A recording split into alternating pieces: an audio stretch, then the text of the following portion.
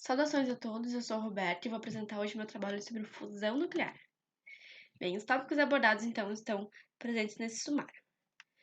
Começando então com o contexto ambiental, a gente sabe que a nossa humanidade hoje precisa de muita energia, mas a gente depende muito ainda de combustíveis fósseis e de combustíveis não renováveis, então como petróleo, carvão mineral, as hidrelétricas, enfim. E apenas 5% disso é de energia nuclear, né? O que é uma pena porque é uma energia que ela libera bastante energia e ela não é tão poluente. No entanto, toda a energia nuclear que a gente usa, ela provém da fissão nuclear, que consiste na quebra de um átomo liberando energia, né? E ela é menos energética e menos sustentável que a fusão. Então, passando por uma breve revisão histórica, na década de 20, o Arthur Eddington ele sugeriu, foi o primeiro a sugerir, que a energia das estrelas viesse da fusão de núcleos de hidrogênio e de hélio. Em 29, o tunelamento quântico é descoberto. Isso é bem importante, a gente já vai descobrir por quê. E logo, então, o Robert e o Fritz, eles usaram a medida de massa de alguns elementos leves, então como hidrogênio e hélio, para mostrar que, de fato, uma grande quantidade de energia pode provir da fusão desses núcleos. Mark Oliphant, em 32, com a ajuda do seu professor Rutherford, ele realizou pela primeira vez no planeta Terra uma fusão nuclear artificial com isótopos de hidrogênio. E a partir disso começaram então os estudos sobre a teoria da energia das estrelas. Como nem tudo é perfeito, logo então começaram a usar esses estudos, essa proposta de que ele ia liberar muita energia e tal, para os estudos militares, né? Então, em 52 já foi feito o teste da bomba de hidrogênio de Ivy Mark, né? Que liberou uma quantidade absurda de energia. E desde a década de 40 estão sendo feitas pesquisas para construir um reator de fusão nuclear. Então, são 80 anos que isso está sendo desenvolvido e, de fato, ainda não tem nada concreto, assim, não tem nenhum reator funcionando, o que mostra que é, de fato, um tópico bem delicado, né? Não é algo simples de ser construído. Mas onde ocorre a fusão nuclear? Esse é o maior exemplo que a gente tem de fusão nuclear perto de nós. A estrela, por sua definição, ela é um corpo celeste que produz e emite energia. E todas as estrelas, então, produzem energia através de fusão nuclear em alguma taxa ou algum grau.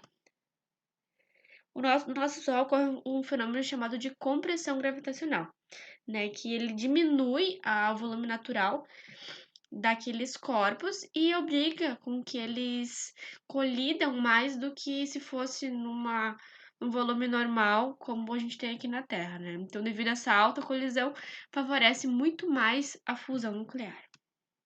Mas então, o que é a fusão nuclear, de fato? Será que precisa de dancinha? Será que eles precisam ser parecidos? Né? Será que se soma, se mantém igual a energia? Como é que funciona isso aí? A fusão em si é um processo onde dois núcleos se unem para formar um só. E nessa fusão, a liberação ou absorção de energia, dependendo do átomo. E por que os núcleos não se atraem? Então, por que eles não se encostam, não se unem? Por que dizem que a gente nunca toca em nada? Por causa da força de Coulomb. Existe a energia de Coulomb, a barreira de Coulomb, que ela aumenta conforme diminui o raio. Então, quanto mais perto esses átomos estão, maior a energia. E falando em união, a diferença vai ser praticamente zero, ou seja, como o raio está diminuindo, a energia vai praticamente para o infinito. E na segunda equação, a gente vê que está relacionando com o número atômico. Então, também, quanto maior o número atômico, maior é a energia necessária para que ocorra a fusão. E essa energia é dada, então, através das colisões em altas velocidades. E, classicamente, isso não ocorre, porque a energia é praticamente infinita. Tá, mas então como é que o Sol está gerando energia? Porque a mecânica quântica nos apresenta o tunelamento quântico. Então, a gente não precisa de toda aquela energia para passar por aquela barreira, a gente pode passar pelo meio. Então, aqui tem outro gráfico que mostra um pouco melhor, energeticamente, como funciona o tunelamento quântico, né, que ele literalmente corta, o caminho, né, a quantidade de energia necessária por uma quantidade muito menor, né, e a gente consegue, de fato, realizar a fusão nuclear. Então, foi obtida uma equação empírica que relaciona esse processo e foi descoberta por Gamow, que era um cientista ucraniano. E é a que relaciona a massa do átomo e o número atômico. Então, como não está relacionando o raio, a gente não tem como chegar a uma energia infinita, né? Bem, então o Gamow, ele estudando isso, ele chegou num pico máximo, num pico otimizado de fusão nuclear, né, que relacionando ao tunelamento quântico e a distribuição de Maxwell-Boltzmann.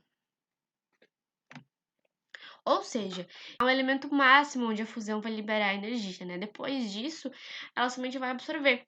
Então, a partir desse elemento, é sugerido que se faça a fissão nuclear, não a fusão. E esse elemento é o ferro, que vocês podem observar nesse gráfico, né? A partir do ferro, então, ocorreria a fissão nuclear. Bem, então a gente vai detalhar um pouco mais agora as etapas da fusão para o caso do hidrogênio, né? Que é o caso próton-próton.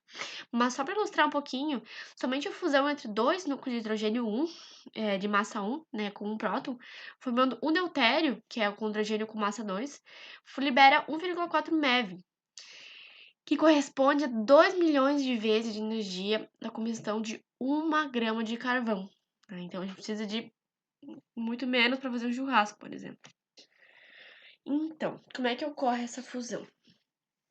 Dois prótons de hidrogênio, eles colidem, né, formando uma antipartícula do elétron e um neutrino, liberando então um deutério, que é um hidrogênio com um próton e um nêutron. Esse deutério, ele colide com outro hidrogênio, liberando um raio gama. E essa colisão forma então um núcleo de hélio 3, que é com dois prótons e um nêutron. E esses dois núcleos de hélio 3, eles colidem novamente, formando dois núcleos de hidrogênio 1, um próton, né? E um núcleo de hélio 4, que é aquele que a gente conhece, com dois prótons e dois nêutrons. E essa cadeia continua acontecendo, né? Vocês podem ver que liberou dois prótons novamente. Essa equação foi proposta em 38 por Hans Bethe, né, que relaciona aqui 4 prótons de hidrogênio, né, uma cadeia próton-próton. Ela vai gerar um hélio, dois neutrinos, dois pósitrons e um raio gama. E como os pósitrons são antimatéria, ao colidir então com elétrons, eles se aniquilam e liberam mais energia. Mas está faltando uma coisa ainda ali. Está faltando a equação de Einstein. Quando foi feito o balanço de massa, né, lá aqueles dois cientistas, eles perceberam que parte da massa sumia, que era aniquilada. Só que a gente sabe que a massa não pode sumir, né? Então tem que se transformar em algo. Então o Einstein propõe que a massa passe a ser energia. Então, a partir dessa equação dele, a gente chega que essa equação, né, de dois prótons e dois nêutrons, formando um hélio, libera 28,27 MeV, que é uma quantidade muito alta de energia. Somente a aniquilação dos pósitrons e elétrons libera 2 MeV, que já é uma energia bem alta. E o efeito líquido da reação nuclear próton-próton é de 26,3 MeV. Isso aplicando a equação de Einstein em todas as etapas da reação. Então tá, é legal, tem muita energia, mas como é que a gente faz para aplicar isso, então, no planeta Terra, para que a gente obtenha uma fonte muito rentável de energia? A gente é apresentado alguns problemas de engenharia. A gente precisa chegar a altas temperaturas e uma alta densidade e tempo de confinamento dos núcleos, né, em um recipiente magnético. Só que as temperaturas são da ordem de 116 milhões de graus Celsius. Então, para achar um material que não derreta, para que esteja ainda firme nessa temperatura, é impossível. A essa temperatura não existem mais átomos e moléculas, porque as colisões são tão energéticas que destrói toda a estrutura que tem e fica um amontoado de íons, de elétrons livres, e não tem nada que diga o que foi aquilo antes, né? Então é apenas um amontoado de núcleos e elétrons livres. E esse amontoado, então, de um monte de carga elétrica, ele não vai se comportar como um gás, mas como um novo estado da matéria, que é o plasma. E esse plasma, como ele é muita carga elétrica, ele é extremamente suscetível a campos elétricos e magnéticos. E apesar de ele estar eletricamente neutro, né, porque vai ser uma molécula que vai se quebrar, então, em vários íons e elétrons, e a soma total dela vai ser zero. Mas ele não está uniformemente distribuído no plasma. Então, existem regiões que estão mais positivamente carregadas e regiões que estão mais negativamente. E essa diferença de distribuição é o que favorece que ocorram as colisões. Então, nesse plasma vão existir dois movimentos independentes: as colisões e os movimentos coletivos, que é chamado de coerência. Acontece que esses dois tipos de movimento, eles são concorrentes. Então, a colisão que ela ocorre, ela bagunça o movimento coerente. Então, a gente consegue determinar o movimento coerente, mas a colisão bagunça essa nossa previsão e acaba que a gente não consegue ter um controle naquele plasma. Então, o desafio então tá em organizar e otimizar esse plasma para que o maior número de colisões ocorra, né? Para que a gente obtenha mais energia. Bem, e quanto nós estamos perto, existe um projeto em andamento que se chama ITER, que ele prevê energia de fusão para 2025, né? Então vamos ver se daqui a 5 anos a gente vai ver um reator de fusão nuclear. E ele é baseado na tecnologia do tokamak. Bem, o quanto é seguro e o quanto é limpo esses reatores nucleares? Eles são extremamente seguros e limpos, porque não pode ocorrer uma explosão nuclear como ocorreu em Chernobyl, em Fukushima, por exemplo, porque há qualquer problema na pane elétrica, no sistema, enfim, aquele plasma, então, aquele tokamak desliga e aquilo cai, e como não está sendo alimentado com energia, né, energia magnética, ele esfria rapidamente. Então, não tem como ocorrer uma explosão, né, como ocorreu em outros casos já. E ele é extremamente limpo. Apesar de um dos seus produtos, que é o trítio, ser radioativo, a proporção em que ele é gerado no meio ambiente em relação a tudo que é liberado é extremamente pequena, assim, não são caminhões e caminhões de urânio como é usado em usinas de fissão nuclear. Então, continua sendo muito limpo apesar disso. Esse reator nuclear, então, ele terá hidrogênio como combustível e está previsto para que ele gere 500 megawatts de energia em 20 minutos, que é uma quantidade extremamente alta. E do ponto de vista da vida humana, esse combustível é infinito, porque o hidrogênio é o combustível, é o elemento mais abundante que existe no universo. Então a gente também não tem problema em que acabe o combustível.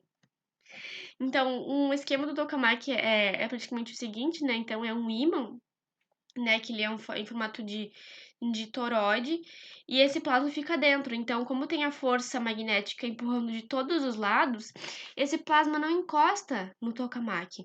Então, não tem problema de derreter. Então, o esquema é mais ou menos o seguinte, que é um ímã em formato de toroide, e então o campo magnético impede que ele encoste, e ele tá lá gerando colisões, gerando fusão nuclear e gerando energia, que é algo muito, uma tecnologia bastante avançada para o nosso tempo. Então eu termino o vídeo com uma frase de um cientista que ele fala sobre o Sol e a fusão nuclear. Se voltarmos bastante no tempo, veremos o primeiro homem saindo da caverna e se surpreendendo com o nascer do Sol. Foi o primeiro encontro da humanidade com o reator de fusão. É claro que o homem primitivo ficou impressionado com a luz e com o calor, e sendo humano perguntou: como eu consigo um desses? Então, faz muito tempo que a gente está usando energia derivada da energia de fusão nuclear, né? Energia solar, energia das plantas, energia dos combustíveis fósseis, e agora então a gente está chegando perto de usar de fato a energia da fusão. Então, eu deixo no final do vídeo as referências bibliográficas e eu vou deixando na descrição 2 vídeos que são bem interessantes e complementares a esse meu. Obrigada a todos que assistiram.